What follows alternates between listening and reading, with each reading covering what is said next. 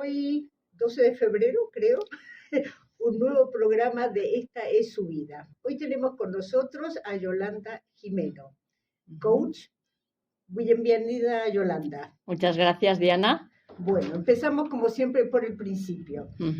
Yolanda, naces en Barcelona el 1 de abril, con los padres que no son de aquí catalanes, madre de Soria y padre de Zaragoza. Exacto. ¿Sí?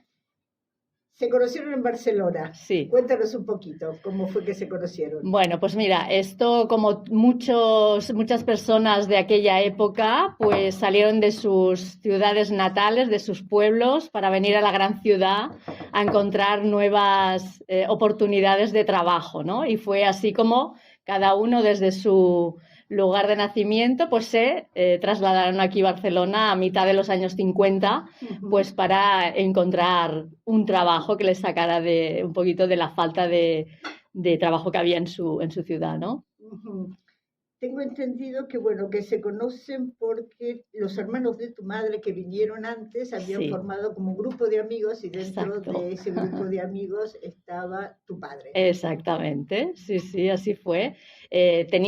Salían todos juntos y al final, bueno, se conocieron. Además había una anécdota muy, muy buena, que a mí estas cosas me gusta conocerlas, ¿no? Y es que mi padre, por lo visto, pues se hacía un poco el encontradizo cuando mi madre, junto con mi tía, salían del trabajo, trabajaban en unos laboratorios, en la Boehringer, y él pues ya se había fijado en ellas. Sí, qué casualidad, bueno, esto me gusta. En la calle. Sí, exacto.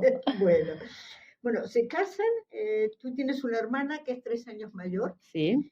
Pero bueno, la vida te golpea como muy, muy joven, por no decir, cuando tenías 1 año y medio tu padre muere, es decir, es el primer gran episodio de dolor, que en ese momento igual no lo entendiste, pero ahí estaba, ¿no? Ahí está, sí.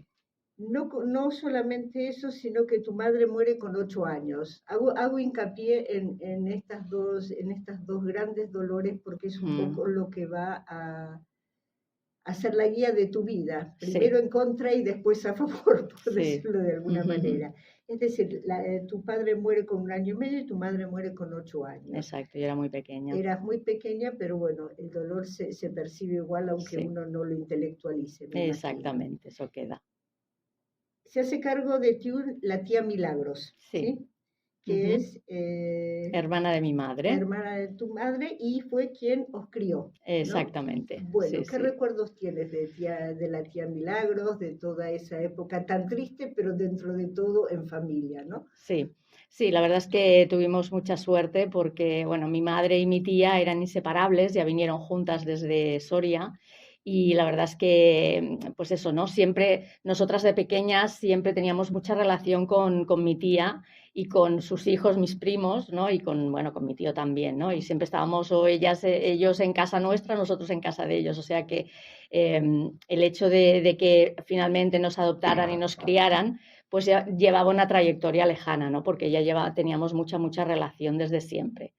Y bueno, pues fue una época muy difícil, muy dura. Además, en aquella época, bueno, seguro que tú también lo sabes y lo recuerdas, ¿no? Pues el tema de la gestión emocional, el tema de hablar de los sentimientos, esto estaba como muy invalidado. Normalmente no se hablaba de esas cosas, por lo menos en nuestra familia, y como luego he certificado con mucha más gente de mi quinta, general, ¿no?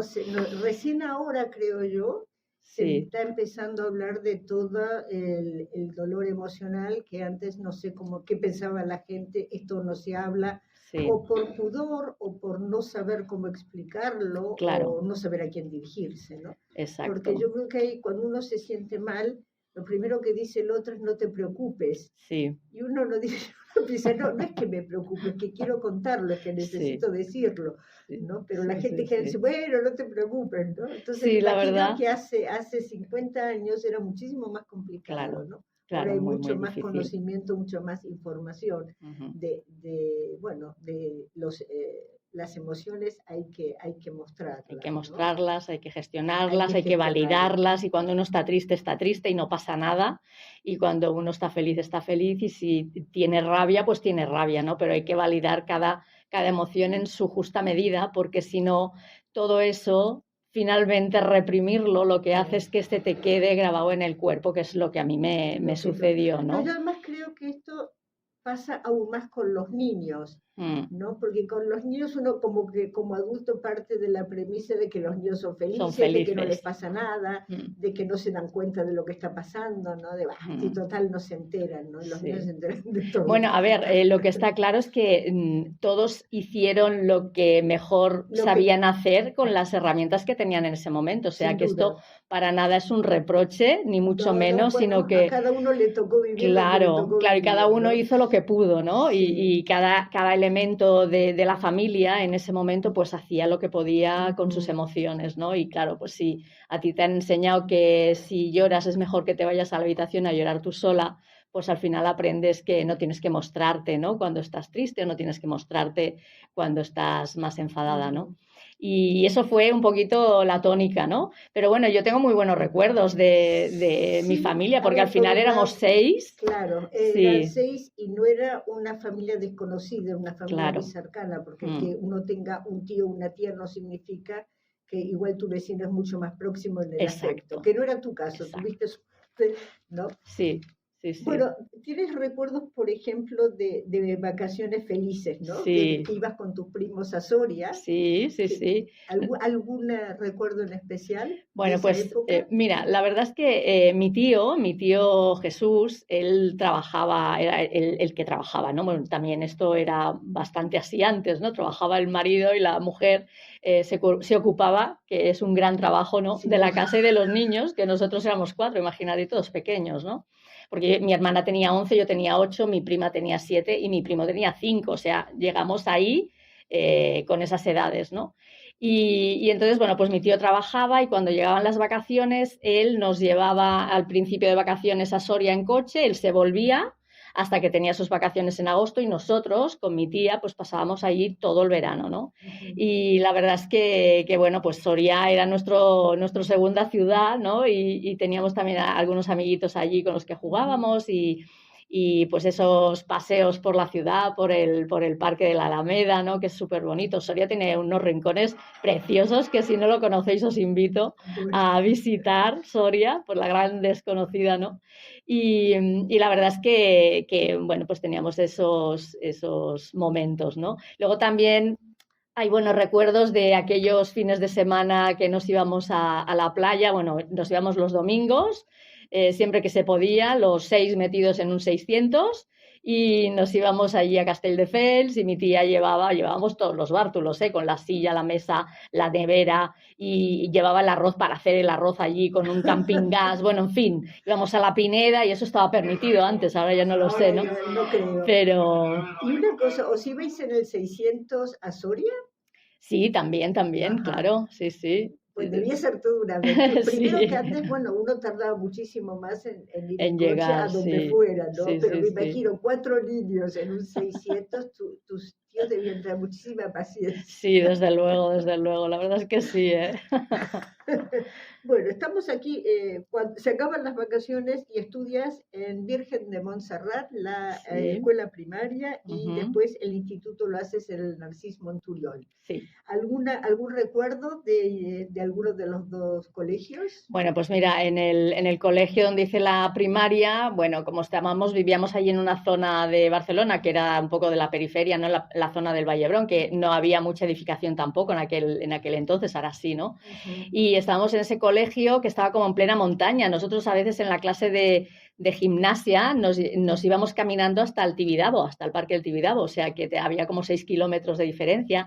Y luego lo que era el colegio estaba como en plena naturaleza y había pues mucho bosque y podíamos jugar allí, sí, eso era fantástico. Y luego ya en el instituto, en el Narcís Monturiol, pues allí también tengo muy buenos recuerdos, ¿no? Pues en toda mi adolescencia, con todos esos amigos, esos amores platónicos que tienes cuando tienes 15, 16, 17 años. Y bueno, y conservo amistades también del colegio todavía, ¿no? Sí, que eso es maravilloso, ¿no? Y nada, pues esa pasé una adolescencia como la de cualquier otro niño, me imagino, siempre con el hándicap de bueno, pues que era huérfana, ¿no? ¿no? Y siempre eso era como notorio en mi vida, pero así todo, pues yo era una persona, y lo sigo siendo, siempre he sido una persona muy optimista y con muchas ganas de darle la vuelta siempre a las cosas malas, ¿no? Era como, y además, mira, fíjate que ahora me viene, no sé, a la mente, ¿no? Yo siempre que me sucedía algo bueno, pues yo siempre tiraba hacia atrás en el tiempo. Yo siempre decía esta frase, ¿no? Si mi madre no se hubiera muerto, mi tía no me hubiera adoptado, yo no hubiera ido a este colegio, no hubiera conocido a esta niña, que es mi mejor amiga, no hubiera hecho esto, no hubiera hecho lo otro. O sea, siempre era como dar bueno, pues un homenaje también a mis padres, ¿no? Porque, bueno, pues ese, vamos a decirle, sacrificio, pues hizo que yo también tuviera una vida distinta a la que a lo mejor hubiera tenido, ¿no? Porque era muy, muy difícil la vida con mi madre, ¿no? Que no teníamos dinero, bueno, en fin, era muy triste, ¿no? Uh-huh. Bueno, terminas el colegio y llega el momento de las decisiones, que sí. estudiar. Tú querías estudiar Bellas Artes, sí. Pero, el famoso pero, me imagino la conversación. Sí. Estudiando Bellas Artes te morirás de hambre, no Exacto. tienes salida laboral, ¿qué vas a hacer? En fin, ¿no? Sí. Entonces estudias enfermería, que tampoco me llama la atención viendo de dónde venías, ¿no? Estudias enfermería, te diplomas en enfermería y empiezas a trabajar como enfermera en un hospital. Sí. Por lo que me cuentas, trabajas en urgencias, que es por ahí tal vez el servicio más difícil de un hospital, porque uno no sabe lo que le va a llegar, ¿no? Exacto. Entonces, pero era una sensación que te hacía bien, ¿no? El estar ahí. Cuéntanos un poco esto. Sí, pues mira, sí que es verdad que yo quería hacer Bellas Artes y, como tú muy bien has dicho, bueno, a mí se me daba muy bien lo del dibujo, la pintura y todo esto me encantaba, y yo quería sí o sí hacerlo, pero bueno, en mi casa pues el discurso, como en la casa de muchas personas en aquella época, era: tú tienes que encontrar una carrera que tenga salida, que puedas trabajar y poder mantenerte, ¿no? Y parece ser que Bellas Artes no tenía demasiadas salidas. Bueno, eso es cuestionable, pero bueno, la cuestión es que las cosas de la vida pues me llevan a descubrir la enfermería, que yo no tenía ni el más mínimo contacto con eso, ni tenía ninguna intención de hacerlo, pero sin embargo empiezo ahí a trabajar y, bueno, descubro mi pasión por ser enfermera, ¿no? Y por cuidar a los demás. Y cuando estuve estudiando y hacíamos las prácticas y descubrí los servicios de emergencias, primero estuve en la ambulancia también haciendo servicios bueno, pues de ir a buscar, imagínate, ¿no? Eso fue adrenalina pura. Y luego en el hospital, en urgencias, lo mismo, ¿no? Y yo realmente, cuando llegué allí, dije: esto es lo que yo quiero hacer en mi vida, ¿no? Y de hecho luego me formé y estuve estudiando, luego hice un máster de 2 años para aprender mucho más, hice cursos en la Universidad de cuidados intensivos, del enfermo crítico, etcétera, para ser una súper profesional de la enfermería de urgencias, ¿no? Y la verdad es que luego, muchos años más tarde, cuando yo tuve que hacer todo un proceso, descubrí que el haber caído ahí y el que a mí me impactara de esa manera era como una manera que mi mente subconsciente tenía de solucionar un poco, de poner la tirita a todo ese dolor y ese sufrimiento, ¿no? A mí me tocaba salvar vidas, me tocaba cuidar gente y me tocaba hacer todo eso que yo no había podido hacer con mis padres cuando murieron, ¿no? Bueno, yo me imagino que en todo niño que pierde a sus padres muy pronto, hay una idea de: yo no los pude salvar, yo no pude hacer nada por ellos. Y no me parece inusual que alguien siga o enfermería o medicina, ¿no? Porque supongo que es eso, ¿no? La idea de, bueno, no pude salvarlos a ellos, pero podré salvar otros padres, claro, ¿no? Aunque no sean los míos, ¿no? Y fíjate que eso lo haces de manera totalmente subconsciente, porque yo, claro, yo eso no lo tenía verbalizado ni pensado, ¿no? Cuando yo tomé esa decisión, ¿no? Pero bueno, ahí fui feliz muchos años. Estuve 20 años siendo muy feliz en urgencias, y luego pues la vida pues te lleva por otros sitios, ¿no? Bueno, aquí llega el momento del amor, que además el momento del amor es, curiosamente, ¿no? Un momento liberador de ese dolor, ¿no? Sí. Te casas en el año 99. ¿Cómo conoces a tu marido? Pues lo conocí en el hospital. Ajá. Lo conocí en el hospital, él trabajaba de práctico sanitario allí y un verano me lo encontré, yo fue como amor a primera vista, yo eso siempre lo he dicho, ¿no? Y él, pues, o sea, no fue recíproco en el inicio, pero sin embargo después sí, ¿no? Y fue correspondido y de hecho llevamos ya, este año vamos a hacer 25 años de casados. Felicidades. Gracias. Y bueno, pues lo conocí allí. Entonces nos casamos en el 99, como tú dices, y todo esto es esa desconexión emocional que tú haces del dolor. Para que no duela, tu subconsciente lo que hace es guardarlo detrás de todo, ¿no? En tu memoria. Y entonces, ¿qué sucede? Que todo lo que tú no tengas gestionado, todo ese dolor, todo ese trauma que tú no hayas podido solucionar, ni arreglar, ni pues tratar, ¿no? Verbalizar o llámalo X, finalmente acaba saliendo de alguna manera. Y en mi caso fue así, ¿no? Yo me casé, mi mente subconsciente entendió que en ese momento yo ya no tenía que estar aguantando más, ya no tenía que salvar a nadie, ya no tenía que bueno, pues tener ese papel y yo ya había encontrado esa persona que me iba a cuidar a mí, que me iba a salvar a mí de todo ese dolor, ¿no? Y así fue, me casé y a los 6 meses me empecé a encontrar mal, me empecé a tener síntomas físicos por todas partes, ese dolor interno empezó a emerger, ¿no? Y salir a la superficie en forma de síntomas y yo no entendía nada, yo decía, pues sí, o sea, ¿qué si me pasa? Feliz, ¿no? Si soy feliz, es si el tengo un buen momento, trabajo, claro, si estoy enamorada, ¿por qué me pasa? ¿Por qué me pasa? Yo era el momento más feliz de mi vida, yo acababa de conseguir además la plaza que yo quería allí en urgencias del hospital, había encontrado a mi marido, me había casado con él, habíamos podido comprar un piso, bueno, yo era la mujer más feliz del mundo, ¿no? Pues con todas ese futuro para formar una familia, etcétera, felices y contentos, ¿no? Y me sucede esto, entonces yo no entendía, la verdad es que fue una época muy, muy dura de nuestra relación también, bueno, porque me imagino que para él también sí, el tener que ayudarte sin saber muy bien cómo, me claro, imagino, ¿no? Debe exacto, haber sido muy duro. Bueno, sí, enfermas incluso gravemente de fibromialgia, sí, ¿no? sí. Estuviste 4 o 5 años enferma, incluso hubo periodos que estuviste en la cama y Sí, hubo periodos que incluso tuviste que tomar morfina, drogas muy sí, fuertes, sí, ¿no? sí, sí, estaba realmente mal, cada vez peor y no entendía por qué nada, absolutamente nada de todos los tratamientos que me mandaba el médico me hacía efecto, ¿no? De hecho, cada vez que iba a consulta, al final acabé diciendo mentiras al médico, diciéndole sí, sí, esa pastilla me está yendo muy bien cuando no era cierto, porque al final era como ¿no? Yo me ponía en esa situación y pensaba, es que no se lo van a creer, o sea, ¿cómo puede ser que nada, absolutamente nada me alivie el dolor que yo tengo, ¿no? Porque el dolor era otro. El dolor era otro, El sí, dolor y era otro, sí que no era... podía haber algún momento en el que estaba un poco mejor, pero no, además todo eso cursaba también con mucha ansiedad, imagínate, ¿no? Yeah. Con mucha Bueno, también... la sensación de estar inválida en el Sí, fondo, ¿no? sí. Y bueno, que veías que tu vida, es que mi vida no tenía mucho sentido, ahí quiero decirte. Yo tenía muchos proyectos y muchas cosas y no podía hacer nada. Yo quería tener familia, quería tener hijos y a mí el médico me decía que mejor que no tuviera hijos porque las personas con fibromialgia empeoraban mucho con el embarazo y el parto, ¿no?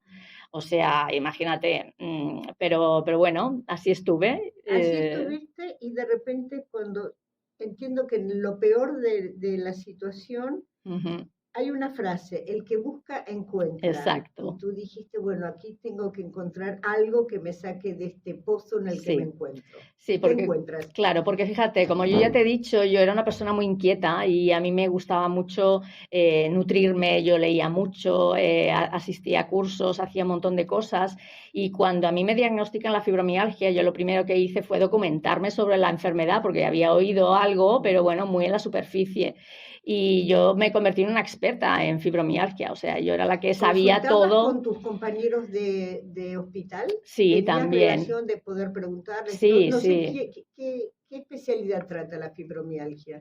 La fibromialgia es una enfermedad reumatológica, Ujú. ahora hace muchos años, ¿no? Y se están haciendo muchos estudios y también ahora ya se dice que es una enfermedad neurológica porque hay un problema. Incluso ahora están yéndose hacia la parte autoinmune, ¿no? De que la fibromialgia también es una enfermedad autoinmune, Pero en aún ese todavía no. momento había En muy ese poca momento había información. muy poca información y se trataba más como una depresión, como una enfermedad que estaba más en la cabeza de las que lo sufrían. Digo las porque el 90% de las enfermas eran mujeres, ¿no? Había algún Y hombre, pero muy pocos. eso te quería preguntar, ¿por qué la fibromialgia es una enfermedad, entre comillas, femenina? ¿Por qué crees, ahora que has pasado todo este proceso, por qué crees que son las Bueno, mujeres? porque las mujeres estamos, nuestro cerebro está configurado de diferente manera que el cerebro masculino, ¿no? Y aparte de eso, el tema emocional está mucho más desarrollado en las mujeres que en los hombres. Los hombres son como más herméticos, como no tratan, no entran ahí en ese jardín, ¿no? Y las mujeres siempre hemos sido cuidadoras, siempre hemos sido las sanadoras, etcétera, ¿no? Y es también por ese motivo que hay más mujeres, son como que reprimimos más, ¿no? Porque ancestralmente y siempre ha sido así, ¿no? Bueno, en la vida, ¿no? Tenemos que ser Y el pilar, ¿no? sí, El sí, pilar y los tenemos que ser el pilares pilar, no se las que reprimen. sustentan, ¿no? El núcleo familiar, etcétera, ¿no? Y un poquito también es por eso, ¿no? Hasta que empiezas a encontrar una solución. ¿Habías Sí. pensado en algún momento que todo lo que te estaba pasando estaba asociado a tu dolor de infancia? No, para nada, para nada, para nada. Además, fíjate que yo cada vez que iba al médico y cuando hablaba con mis compañeros, todos estaban como empeñados en preguntarme si yo me llevaba bien con mi marido, porque es que era muy claro que yo me había casado Sí, la verdad es que sí. y me pasaba esto al poco tiempo, ¿no? Y todo el mundo recelaba ahí en ese sentido, ¿no? Pero estás bien en tu relación, pero te llevas bien. Yo decía, pero ¿me queréis dejar en paz? O sea, claro que estoy bien, sí, Ya. soy la mujer más feliz del mundo, ¿no? Y, y bueno, pues yo buscaba y buscaba y empecé y leía, como te decía, y empecé a probar cosas alternativas, ¿no? Mm. Pues empecé con la acupuntura, empecé a hacer relajación, empecé a hacer meditación, cosas de este tipo. Había cosas que me mejoraban un poquito, había cosas que no. Pero como te digo, que yo siempre estaba muy activa en lo que era la formación, pues llegó hasta mí en una revista de enfermería a la que yo estaba suscrita, pues que había como un curso que se llamaba Relajación Dinámica de Caicedo, que forma parte de la sofrología caicediana, que bueno, el doctor Caicedo es el que bueno, pues inventó, por decirlo de alguna manera, esta disciplina, esta nueva manera de ver a la persona más holísticamente, ¿no? Y entonces, bueno, me metí ahí sin saber muy bien lo que hacía. De hecho, en las primeras clases, o sea, yo estaba incomodísima ahí porque te hacían hacer cosas que yo no estaba acostumbrada a hacer. O sea, yo qué sé, pues ahora vete a dar una vuelta a la calle con una mirada diferente. Yo decía, pero aquí va a salir la cámara oculta ¿sabes? O sea, claro, yo me Ya. sentía muy ridícula, ¿no? Haciendo esto. Sin embargo, yo seguía Pero no ahí, renunciaste, no seguiste. renuncié, yo seguía ahí y me enseñaron mucho lo que es la relajación y dinámica quiere decir, porque es que a veces cuando tú estás así en esa situación de máximo estrés, porque al final tienes un estrés crónico y estás siempre en alerta y tu cerebro no funciona bien, o sea, bioquímicamente no funciona bien. Entonces, ahora decirte que te tienes que sentar y estar pensando en blanco, o sea, y quédate quieta y no hagas nada, pues es muy complicado. Sin embargo, con esta disciplina, con la relajación dinámica, era una relajación dinámica, como dice su nombre, que quiere decir que con el movimiento tú podías, pues eso, ¿no? Relajarte y meditar. Y ahí aprendí a respirar, me enseñaron a respirar, que tú dices, respirar, pues si todo el mundo sabe respirar, ¿no? Estaríamos muertos si no supiéramos respirar. Bueno, pues no, la verdad es que se nos olvida cómo hay que respirar. Bueno, es una función automática. Yo creo, además, estoy convencida que las mujeres respiramos, no sé si menos, ¿no? Como que nos da como, no sé, siempre tuve la sensación de esto, ¿no? Cuando uno dice, bueno, respire profundamente, ¿no? Sí. Y uno respira profundamente y dice, realmente qué flojito respiro en el cada día, ¿no? Sí, Es sí. curioso. Por eso hay Pero que poner atención a tu respiración cada sí, día, ¿eh? ya. Y hacer esos ejercicios un poquito, pues para ir automatizando la respiración buena, ¿no? La La buena. abdominal, la de los bebés. A ver, este curso dura 4 meses, era Ujú, presencial, bueno, en ese momento lo virtual no existía, ibas 2 exacto. veces a la semana y te llevaba tu marido. Sí. ¿Cómo te sentías físicamente? Porque Bueno, yo no estaba muy bien ahí, claro. Un poquito mejor quizá que al principio cuando estaban los grandes brotes, sí, pero bueno, no estaba, yo estaba muy cansada porque una de las cosas más limitantes de la fibromialgia es ese cansancio máximo, ¿no? Que tienes al día, ¿no? Aparte del dolor, claro, del dolor físico, pero sobre todo el cansancio que no te dejaba o sea, no podías ni con tu vida, ¿no? Y entonces, bueno, yo llegaba allí y tenía que sentarme y las sillas no eran muy cómodas y a mí se me clavaba el brazo y se me clavaba el no sé qué y bueno, yo estaba incomodísima allí, ¿no? Pero bueno, empezamos con el tema de la respiración y como te digo, ¿no? Pues durante esos 4 meses aprendí muy bien cómo hacerlo y de repente un día me di cuenta de que me despertaba, bueno, no me di cuenta, de hecho fue más tarde cuando ya había avanzado la mañana que pensé, pues hoy no me ha dolido la espalda cuando me he levantado, porque yo, o sea, mi día a día era, me despertaba el dolor, me tenía que levantar porque no podía estar más en la cama porque me dolía mucho la espalda. Me levantaba como una abuelita de 100 años, ¿sabes? Y sin allí agarrándome por todos los lados para poder sentarme. Cuando me sentaba tenía que estar contando hasta 10 para poder levantarme. Y cuando ya me levantaba me tenía que ir al sofá a sentarme porque estaba muy cansada. Ese era mi día a día cuando estaba en los brotes de peor síntomas, ¿no? Y con ese dolor de cabeza y con ese, bueno, en fin. Y entonces de repente, pues pasé, ¿no? Que supongo que fue paulatino, pero yo me di cuenta un día, de repente, y dije, ostras, pues hoy hoy no me no me duele. duele, ¿no? La que ha pasado, ¿no? Y estuve ahí atenta y realmente me di cuenta que gracias a aprender a respirar a mí se me fue ese dolor matutino de espalda, esa rigidez, ¿no? Ujú. Quiere decir, bueno, y ahora si quieres te explico la parte técnica, ¿no? Y es que el diafragma, que es el músculo más grande que tenemos, que separa Ujú, los sí, órganos abdominales de los torácicos, cuando tú emocionalmente reprimes o tienes traumas, todas las emociones se te quedan en el diafragma porque van unidas a la respiración que tú tienes. Tú fíjate que cuando estás sí, en un momento tenso, tú cómo respiras, ¿no? Esa respiración rápida pues todo eso se queda ahí grabado en tus células, ¿no? En tu diafragma. Y entonces esa contracción, si tú no aprendes a respirar, no haces que esas fibras se vuelvan a poner elásticas, ¿no? Se vuelvan a estirar.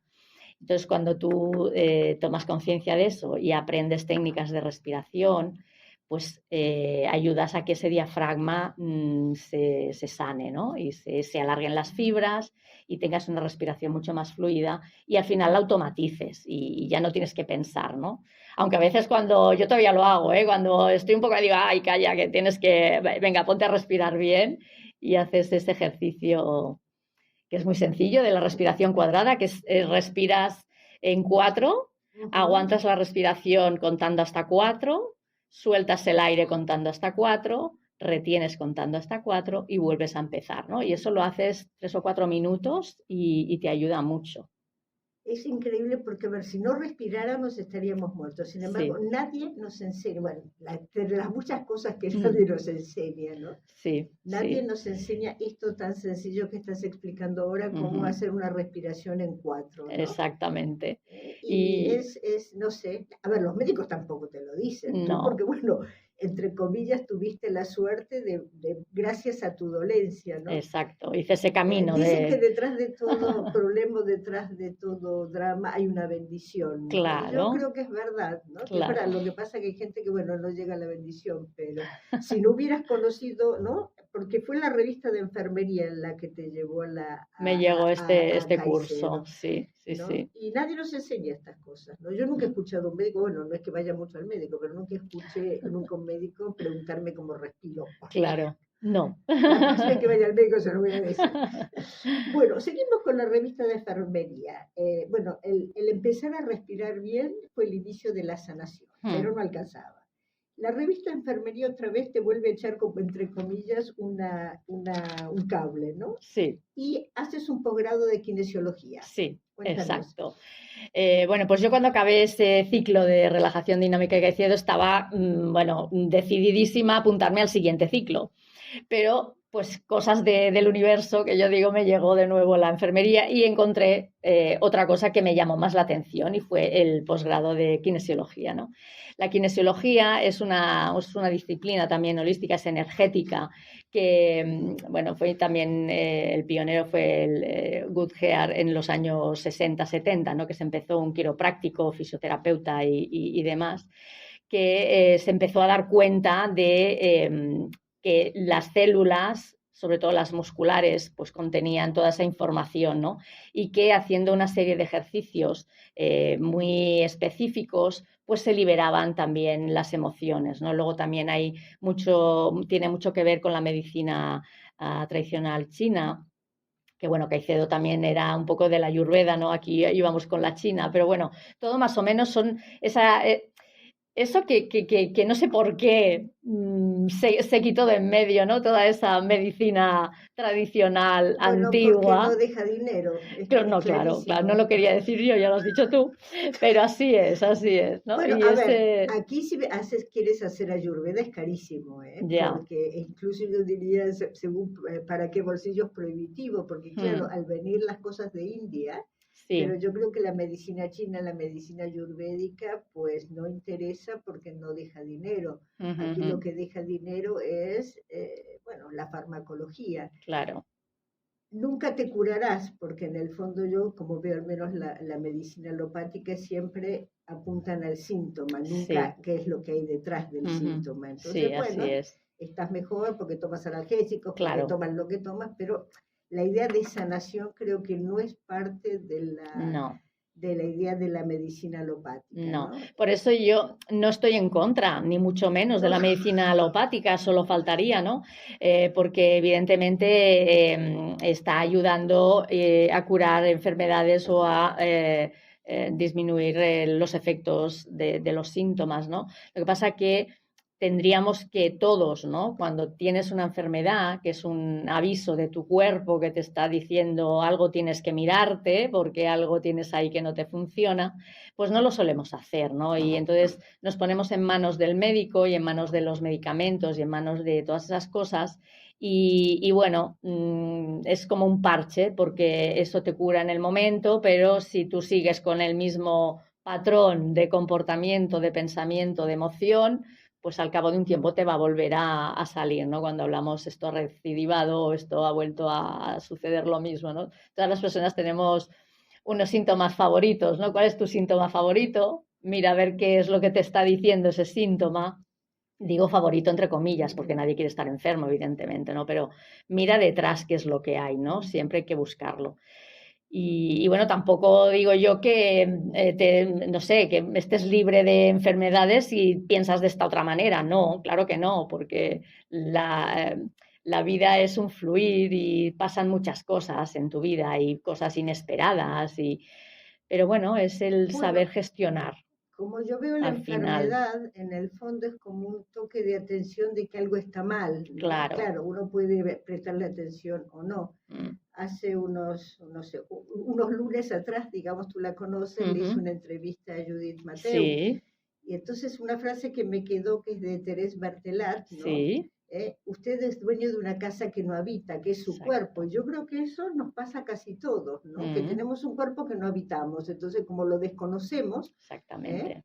No Estamos sabemos, fuera para no sentir. claro, no Mm, sabemos cuando nos pasa algo, no sabemos qué hacerlo, entonces vamos al médico para que decida, claro, ¿no? Qué hacer con algo claro. que en el fondo es nuestro, porque es Sí. nuestro cuerpo, ¿no? Sí, sí, tendríamos que aprender eso, ¿no? A reconectar de nuevo con quienes somos, con nuestro cuerpo y con todo lo que nos sucede para poder gestionarlo, ¿no? Y diluir esa emoción que te está provocando aquel síntoma específico, ¿no? Y nos volvemos muy cuadriculados a veces en la manera de funcionar y no queremos entrar en según qué lugares, ¿no? Pues para no sentir, porque sentir dolor no le gusta a nadie, ¿no? Y aquello, como yo estuve mucho tiempo así, ¿no? Yo pensaba que aquello ya lo tenía superado. lo de la muerte de mis padres, de mi madre en concreto. Yo pensaba que eso ya estaba sanado, superado y olvidado, pero nada más lejos. O sea, quiero decir, tú tienes que hacer ese trabajo de reconciliación con lo que ha pasado, ¿no? Sí, supongo que la idea de revisitar ese dolor, ¿no? La idea de volver a sentir ese dolor, dicen, uy, no, No quiero volver a sentir. uy, no quiero volver a sentir ese dolor y lo aparco sin saber que mientras uno no vuelva a visitar ese dolor, ahí se va a quedar, ¿no? Sí, Pero sí, bueno, sí. empieza en la buena época, con 37 años, acabas kinesiología y Sí, estás muy bien. sí, exacto. Estoy mejor que nunca, ¿no? Empiezo a estar mejor que nunca. Tan bien que dices, ya puedo tomar decisiones. Exacto, sí, porque Bueno, fíjate que todos esos años yo no podía hacer lo que yo quería y estaba como, había perdido mi poder personal, ¿no? Porque al final es eso, ¿no? Y entonces ahí pues empecé a recuperarlo porque me empecé a encontrar bien y tuve esa suerte, ¿no? Bueno, esa suerte no, porque fue un camino recorrido. hombre, suerte no, porque lo trabajaste y mucho, ¿no? Sí, lo Alguien por trabajé ahí se hubiera mucho. dado por vencido y Mm. hubiera aceptado, bueno, esta es mi vida, este es mi dolor y así Sí, estoy, sí, ¿no? sí, sí, yo Así que, estuve a punto, ¿eh? ya, Pero dije no, salió por suerte. El poder personal nos va enviando chispas, ¿eh? Está ahí latente y te va enviando mensajitos hasta que tú le haces caso. Y eso es lo que me sucedió, ¿no? Entonces ahí, pues ya, pues quise tener un hijo, quisimos tener un hijo, tuvimos un niño. Con 41 años tuve un niño, ya me cambié de ciudad, me cambié de piso, me cambié incluso de trabajo, hice una excedencia de 3 años para cuidar del niño. Y bueno, mi vida cambió totalmente. Quiero decir, estaba cumpliendo todo aquello que tuve que aparcar tantos años para cumplirlo ahora, ¿no? No hay un momento,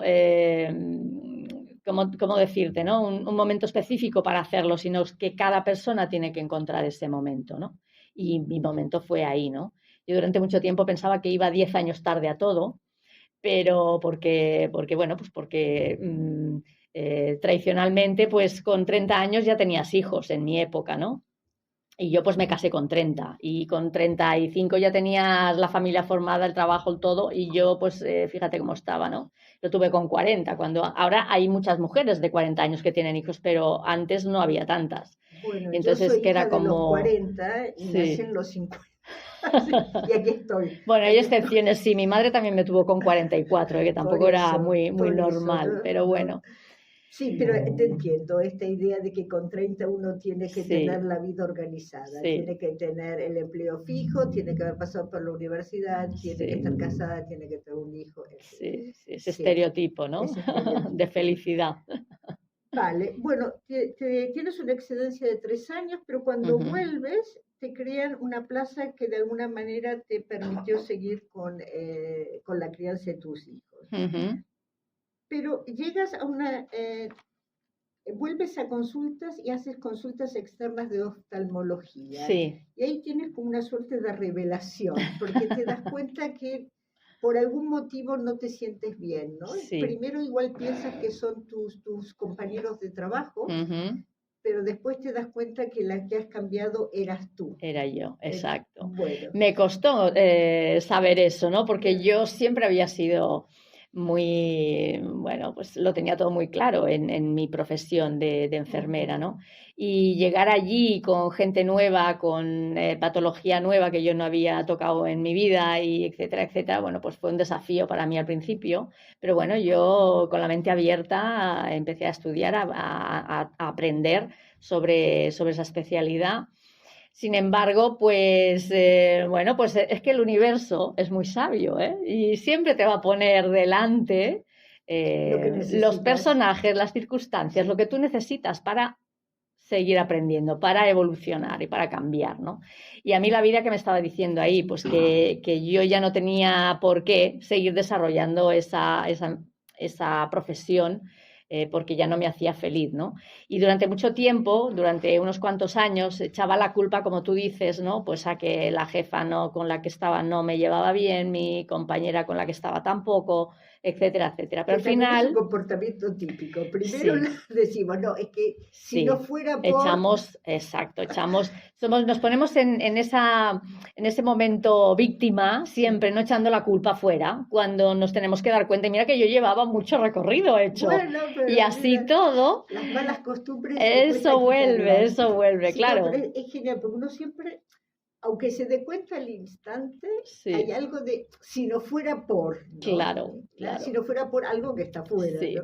Lo que pasa que Sí, fíjate, por eso es muy importante desarrollar la conciencia de claro. todo lo que te está pasando, ¿no? Porque si te dejas llevar por eso, no por la queja, por decir, es que claro, es que si yo no tuviera esta jefa, tuviera otra, bueno, pues si hubiera tenido otra que me hubiera llevado mejor, yo no estaría aquí hoy hablando contigo, seguramente, ¿no? Porque hubiera tomado otro camino, pero a mí la vida me estaba llevando hacia otro lado, ¿no? Ujú. A hacer, bueno, pues a reinventarme un poco también profesionalmente, Pero ¿no? como te das Mm, cuenta que eres tú y no los otros, mm. vuelves a lo que te ha servido en el pasado. Exacto, sí, sí, exactamente. Yo dije, bueno, yo aquí no soy feliz, eh, no estoy bien profesionalmente, no me siento realizada, no me siento integrada, no me siento feliz, ¿no? Donde estoy. Yo tengo que buscar, porque es una parte muy importante de la persona, por lo menos en mi caso, la parte del área profesional, ¿no? Siempre lo había sido. Y entonces, pues pero yo decía, ¿no? Yo es que estoy a punto de cumplir 50 años, ¿a dónde voy yo ahora? Si yo no sé hacer otra cosa que no sea ser enfermera, a ver qué es lo que voy a hacer. Bueno, pues ahí empecé a buscar otra vez. Y a buscar, dije, bueno, ¿yo qué hice en aquel momento de mi vida cuando yo buscaba? Pues volví a retomar lecturas y una cosa te lleva a la otra y volvemos a la frase, el que busca, encuentra. Ujú. Y así fue como entré en contacto con lo que es el desarrollo personal, que a mí me encanta porque me había servido mucho en el pasado, pero nunca había pensado que yo podría ser un profesional en ese área, ¿no? Y ahí fue Ujú. cuando encontré el coaching y dije, ah, esto es lo Esto es lo mío, mío. esto es lo mío. Sí, sí. Bueno, te encuentras, esto me gustó, encuentras tu Ikigai, ¿no? El El Ikigai, sí, Ikigai, que es el propósito de vida. sí, Y exactamente. dijiste, bueno, ¿no? Supongo que te sentiste como Ulises llegando a Ítaca, aunque después se fue, pero eso es otra historia. Sí, No dices, bueno, esto es lo mío, te acreditas como coach, ahora exacto. eres coach, Ujú. haces, bueno, acompañas por un lado, pero también haces cursos por el otro, ¿no? Sí, sí, la verdad es que ahora he desarrollado pues un negocio digital de cursos y formaciones, también hago acompañamientos más personalizados de mentorías Ujú, uno a uno para mujeres de más de 45 años que se sienten en esa crisis existencial y en ujú. ese momento de sus vidas, sobre todo en el área profesional, en el que dicen, bueno, es que yo no estoy feliz, quiero hacer otra cosa, pero no sé qué quiero hacer, ¿no? Y acompaño pues a desarrollar esa mentalidad, esa nueva inercia, ese nuevo potencial, porque hay que sacar ese potencial, porque además estamos en una edad, en esa edad de los 45 o 50 años, en la que, bueno, pues tienes un recorrido vital ya bastante largo y tienes mucha experiencia y toda esa experiencia tiene que ponerse en manos de muchas personas todavía. Tú tienes muchas cosas que enseñarle a otras personas, ¿no? Y tú tienes ahí una experiencia, un expertise que tienes que encontrarlo, tienes que desarrollarlo y tienes que luego brindarlo a toda esa gente, ¿no? Y esa es mi intención y eso es lo que yo estoy haciendo ahora, ¿no? ¿Tú suscribes la idea de que todos tenemos talentos? ¿De que Todos todos tenemos somos talentos, talentosos? todos somos talentosos. Fíjate que además ese ejercicio que hablábamos ahora del Ikigai, que te habla Mm, sobre el propósito, tiene mucho que ver con eso, ¿no? En descubrir, porque al final, ¿sabes qué pasa? Que cuando somos talentosos en algo, nos sale tan fácil que no le damos valor. Pensamos, pero esto cómo, ¿qué voy a hacer? No, pues es que tú puedes ser muy talentosa ayudando a la gente, pero tú estás trabajando en una oficina, yo qué sé, escribiendo en un ordenador todo Siendo el tiempo, administrativa. no sé, Ya. o de otra manera, ¿no? Pero tú tienes esa parte de ayudar que a ti te sale muy fácil, pues desarrolla esa parte y busca quién está haciendo algo con eso que tú tienes talentoso y fíjate, búscate ese referente y mira a ver cómo tú también puedes desarrollar eso, ¿no? O el que es un manitas, pues yo es que, bueno, pero es que como yo ya lo hago fácil, ¿cómo alguien va a querer? Pues sí, porque hay gente que no es nada manitas y va a buscar a alguien que sí lo es, ¿no? Pues tienes que ver de qué te piden consejo tu entorno, ¿no? Tus amistades, tu familia, de qué te están preguntando más, porque eso es lo que tú en lo que tú eres más experta. ¿Y por qué crees que no valoramos esa parte fácil nuestra, ese talento que como lo tenemos, no sé, hay gente que cocina bien, hay gente que canta bien, hay gente que es manita, en fin. ¿Y por qué no lo valoramos? Porque yo creo que venimos de una sociedad del esfuerzo, ¿no? Que tú tienes que esforzarte muchísimo, muchísimo para conseguir las cosas y que si no te esfuerzas, pues es que no es válido, ¿no? Lo que tú estás haciendo. Y yo creo que ese es un poquito el problema.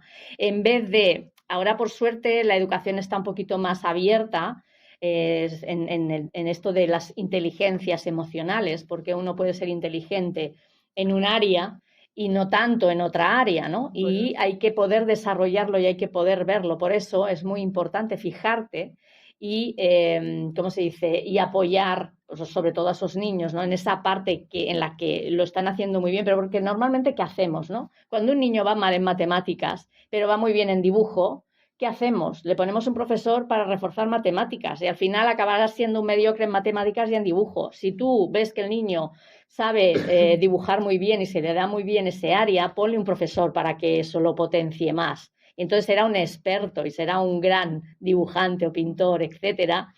Y lo de las matemáticas, pues a lo mejor no le hace falta. ¿Me entiendes? Entonces hay que darse un poquito cuenta de eso, ¿no? Bueno, tú tenías un talento natural en Bellas Artes. ¿Qué hiciste con eso?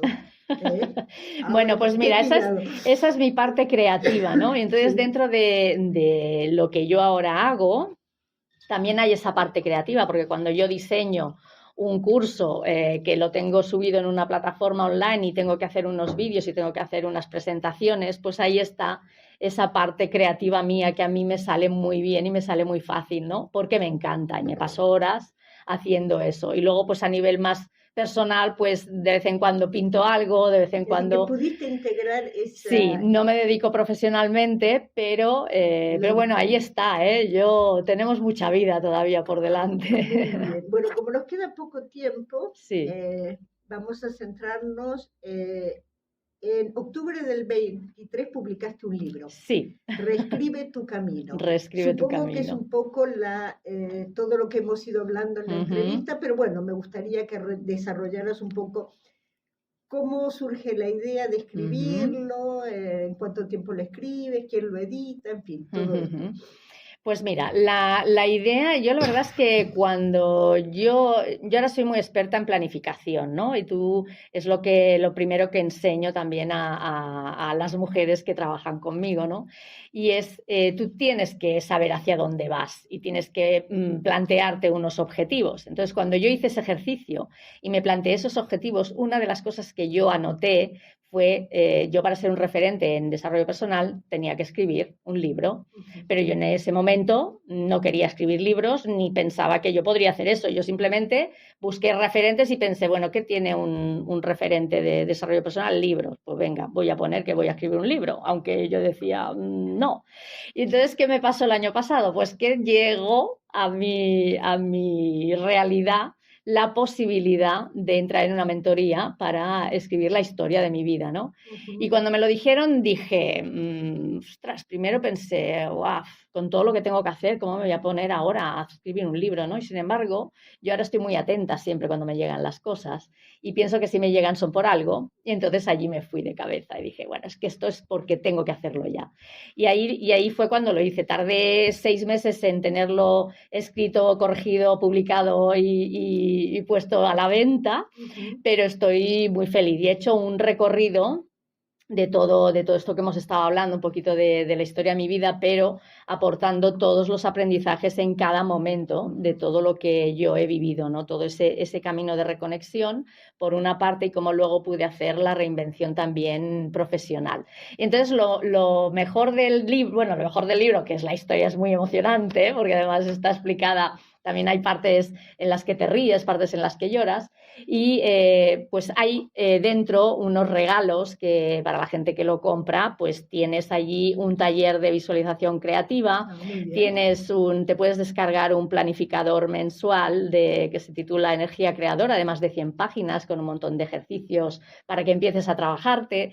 Y luego además también tengo un regalo que es una sesión de claridad conmigo de 30 minutos, pues para que me cuentes en qué momento vital estás y veamos a ver cómo yo te puedo ayudar, ¿no? Me parece una oferta que no se puede rechazar. Si no, sinceramente, ¿no? En general, sí, uno compra un libro y no te dan, bueno, te dan el cambio.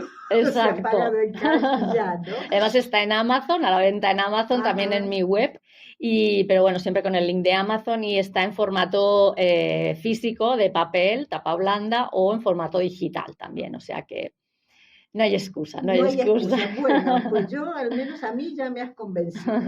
El único pero que tengo a todo esto es ¿por qué solo acompañas mujeres? ¿Consideras que los hombres No, para nada, para nada. No, de hecho, mujeres, además, entre 45 y 50 años, porque bueno, a ver, con 60 podemos estar igual de perdidos. Sí, claro, por supuesto. Y no están fuera de mi manera de ahora no me salen las palabras. Quiero decir que yo estoy abierta a todo el mundo. Sí, no las dejo fuera.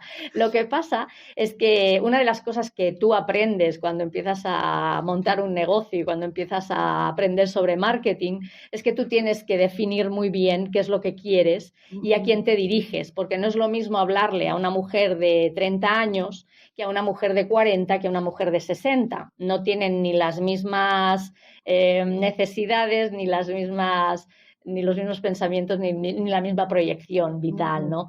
Entonces, mi expertise, ¿cuál es? Pues el de mujeres entre 45 y 55 años, que es cuando yo empecé y donde estoy ahora. Y es a las que mejor puedo ayudar. Pero eso no quiere decir que si me llega alguien de 60, que también me ha llegado alguna, no les pueda ayudar igual. Por supuesto que sí, bienvenidas son. Bueno, ¿y con los hombres qué pasa? Que no los, y con no los hombres y con los hombres, bueno, no tengo experiencia en hacer asesorías a los hombres. Creo que funcionan de manera diferente y yo no sé si podría conectar también en ese área, ¿no?